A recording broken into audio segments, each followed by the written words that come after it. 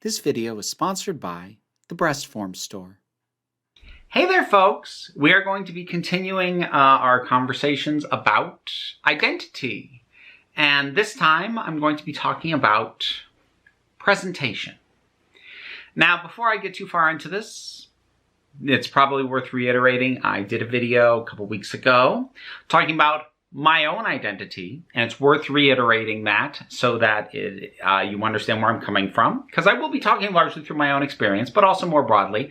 I am trans feminine. I was assigned male at birth. I have transitioned in basically every aspect of my life that I currently intend to.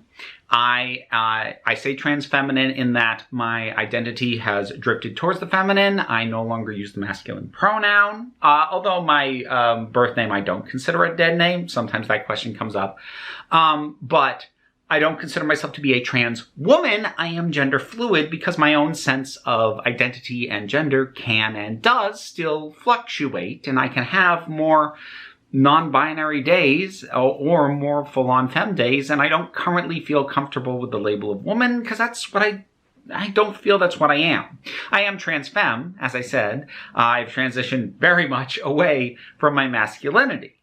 But that's where I'm at. There's the earlier video, if you want to sort of get caught up on that.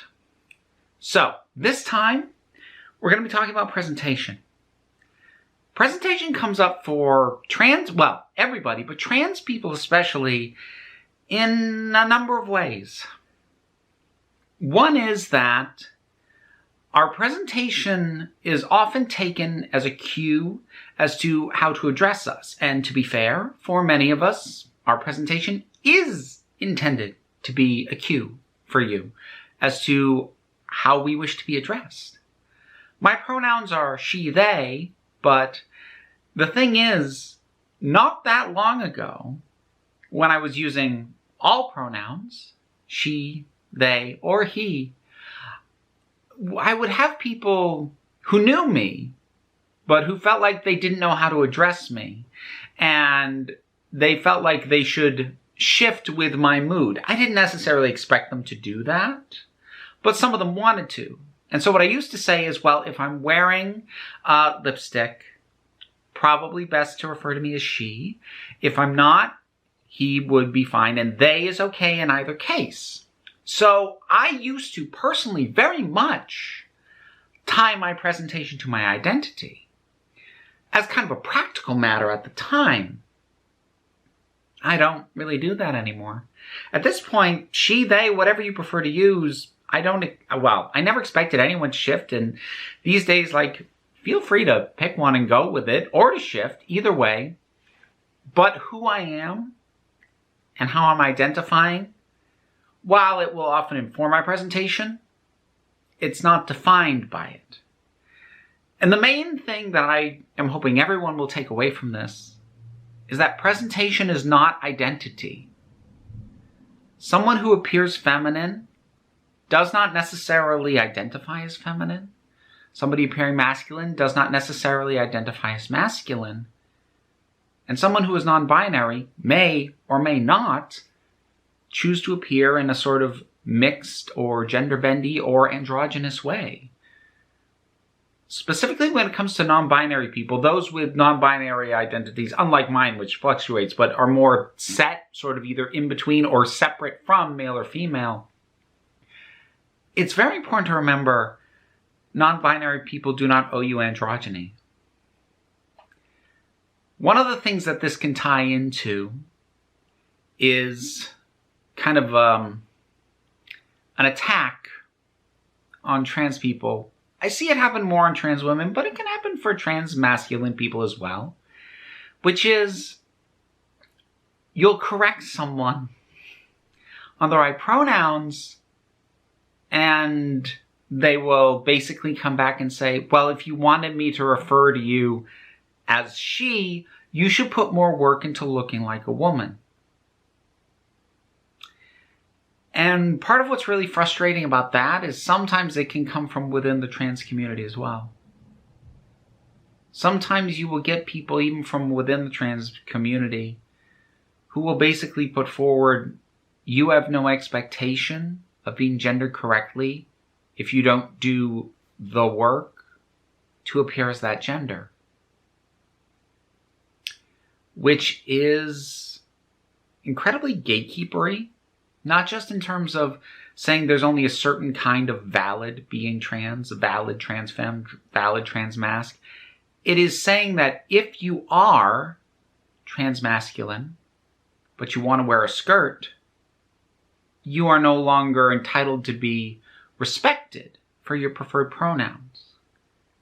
If you are transfeminine and you cannot afford permanent facial hair removal and you didn't shave that day, you somehow forfeit the right or the privilege, I guess, in their view, to be referred to as the identity you are. And it's cruel. All of it is fundamentally cruel. It is saying that someone does not have a right to their own sense of self. The thing is, we are who we are, regardless of how we look. And some of that can have to do with, frankly, not having the energy to put in the effort. Because especially for anyone who isn't on hormones, either by choice or they can't afford it and don't have access, the amount of work that you have to do to try and appear as what you identify as can be a lot. It can be really draining. And to require that of people in order to just have the proper pronouns used, that's cruel.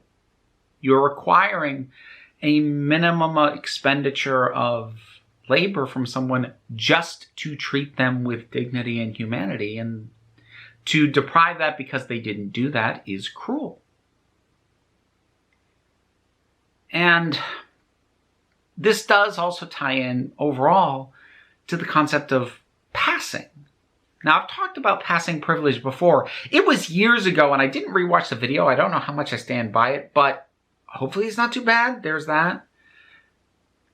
There's often a sense, again, both from within and without the trans community, that the ultimate goal is to pass, to look and appear at a glance as the gender that you identify as, and to have it be as hard as possible for someone to be able to tell that you weren't born with that as your assigned gender.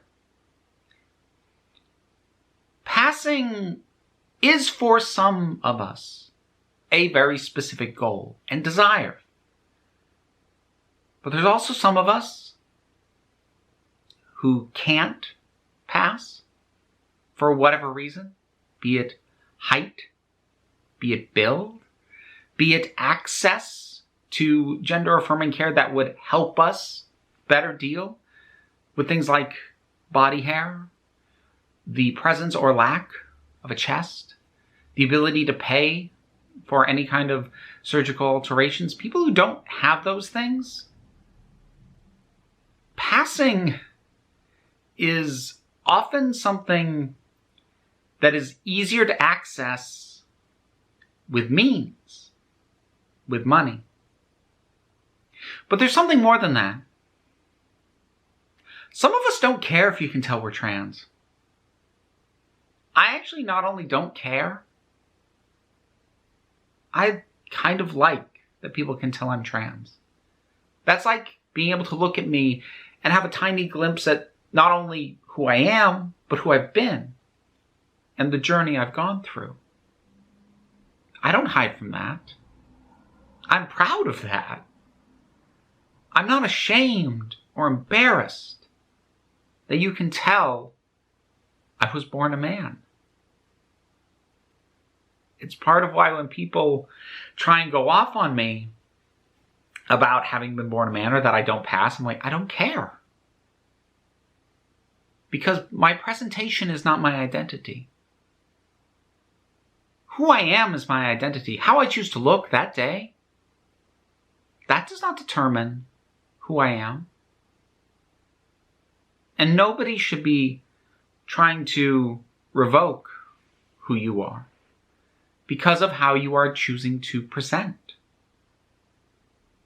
And frustratingly, this is something that is very often wielded against not only people who don't pass or choose to not fully present as the gender that they identify as simply because they don't feel the need to. They are who they are regardless of how they look, and they're fully comfortable with that. That then gets wielded against not only them, but the rest of the trans community. An image of a trans feminine person with visible stubble gets thrown around with captions like, "Do you want this in the women's bathroom?" I don't want to go too far down that rabbit hole, but I think you get the idea with my mentioning that. And while my own sense of gender does shift and fluctuate and change, the thing is, sometimes, even if I put on the makeup, even if I wear a dress, sometimes I'm not feeling especially feminine, even when I put this on. And I do it just because I think I look good. And there are times that I feel very much in my feminine self, and I don't do any of this. My identity does not change because of how I look. I am who I am, regardless of whether I look like this or this. I don't appear like this on this channel much. Actually, I'm not sure if I ever have. How about I stop and think about it? On some of my other channels, you can see me more like this. Council of Geeks sometimes, Breaker Room of Geeks not infrequently. Still me. Same identity. And the thing is, presentation goes beyond what you can see. I have, over the years, sort of by habit, pitched my voice up a little to a point where it just lands a little bit higher than it used to. When I do stuff on this channel, I tend to pitch it up even more, or at least make an effort to keep it in the upper register. But the thing is, I'm still me. My gender is still what it is, even if I look like this and sound like this. Voice is also part of presentation. And for very, I think, obvious reasons, I generally don't talk like this on here. But still the same person. Still the same identity. Because if cis men who are celebrities choose to wear a dress on the red carpet, they're still men, assuming they identify as such. I'm still not only gender fluid, I'm still trans femme. Looking like this. Presentation is a choice. Identity is not. That is the thing to remember. And that is why it is important to remember that nobody owes you a certain kind of presentation, and your respect for them and their identity should not be contingent on their presentation. It is, at least to me, understandable that someone's presentation can make their identity harder for you to keep in mind. Like if I'm looking like this and talking like this to someone who doesn't know me, if they slip up and refer to me as he, I will still correct them, but I'll also understand why it happened. I get it. But if you make a choice to revoke respect for someone's identity because they don't look the way you think a trans feminine person should look, or a trans masculine person should look, or how a non-binary person should look, then you are just failing to see them as people. You are seeing them only as a presentation. And you are judging them only as that. And you are acting as if the way they choose to present is all that they are. And again, presentation can cause confusion. I get that. But once it's been explained, try to respect people.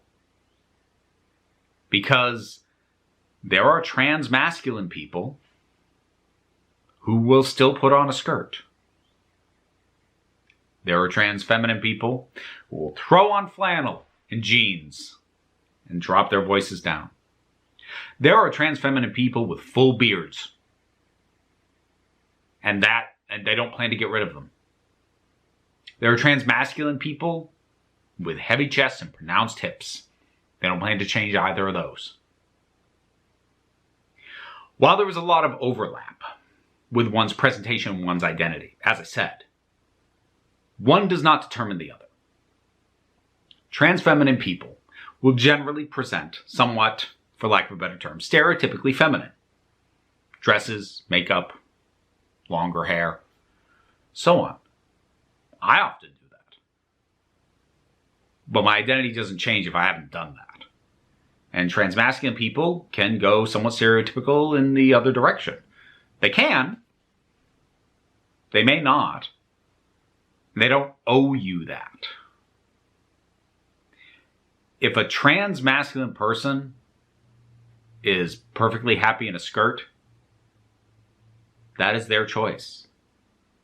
Just like if a cisgender man wanted to wear a skirt or a kilt or a dress. That might strike you as odd, but they have every right to do it.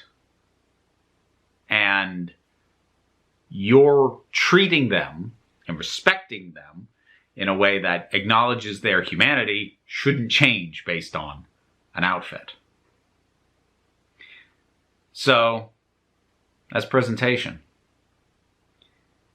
And this is something that is intuitive for some of us, but a lot of us need to learn.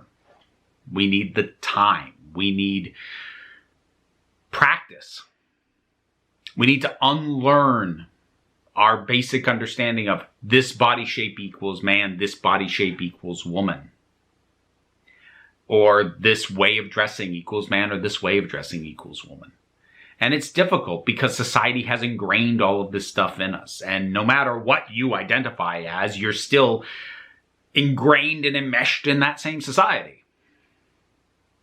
Now, for those of you for whom presentation is something you care a great deal about, and if you feel you need some assistance in that area, well, you can consider the sponsor of today's video, the Breast Form Store. To assist in your presentation and help you in all manner of ways, be it wigs, breast forms, of course, specialized bras to be able to hold them, gaffs for a better tuck, or probably my favorite items for them, hip pads, because I have very narrow hips. They even have some products to help with a more masculine presentation, if that's the direction you want to go. You can find all manner of product there, and if you use the coupon code VERA10, you will get 10% off your order. You'll also be helping out this channel. So thank you again to the Breast Form Store for sponsoring this video. Thank you for watching. And please remember, no matter how you identify, and no matter how you present, you are beautiful. You are valid. And you are loved.